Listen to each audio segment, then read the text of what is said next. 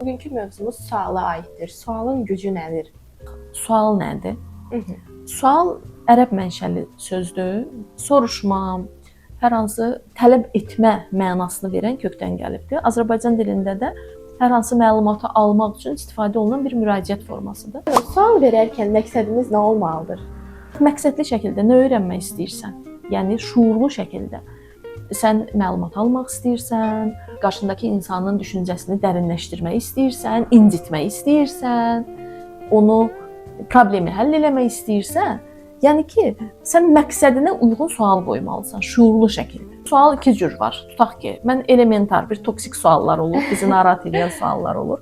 Bir də problemin həllinə köklənən suallar olur. Niyə yazmadın? Niyə oxumadın? Niyə yubandın? Bunu da bacarmadın, onu da bacarmadın. Özünü necə hiss edirsən? Yaxşı hiss eləmirəm. Baxın, niyə sualı insanı qıcıqlandıran sualdır, insanı incidən sualdır, günahlandıran sualdır. Niyə sualın qarşısında insan ya savaşır, ya donur, ya qaçır. O da nə ilə bağlıdır? Bizim beynimizin limbik sistemində amigdala badamvari formada bir struktur yerləşir. O bizi həyatda saxlayır. Ümumiyyətlə beynin əsas vəzifəsi bizim həyatda qalmağımızı təmin etməkdir. Niyə sualı? Ora bir mesaj ötürür. Təhlükə var. Niyə sualı? Təhlükə bildirir. Amigdala onu, o da bir saniyədən də az bir müddətdə onu hərəkətə keçirir. O başlayır artıq impulsiv reaksiyalara verməyə.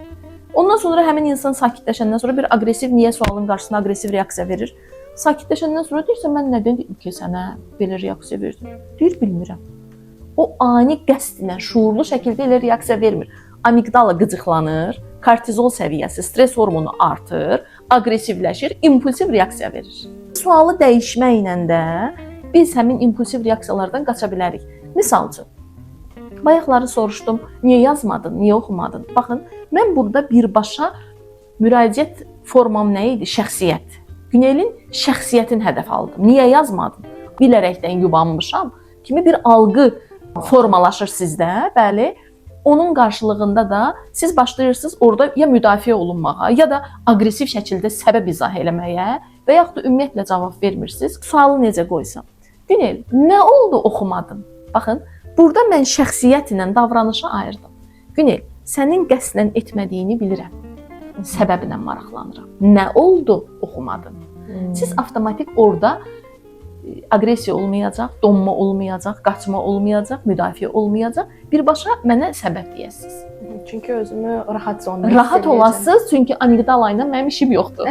Artıq o təhlükəni o hiss eləmir, o rahatdır. Stres hormonu ilə işim yoxdur.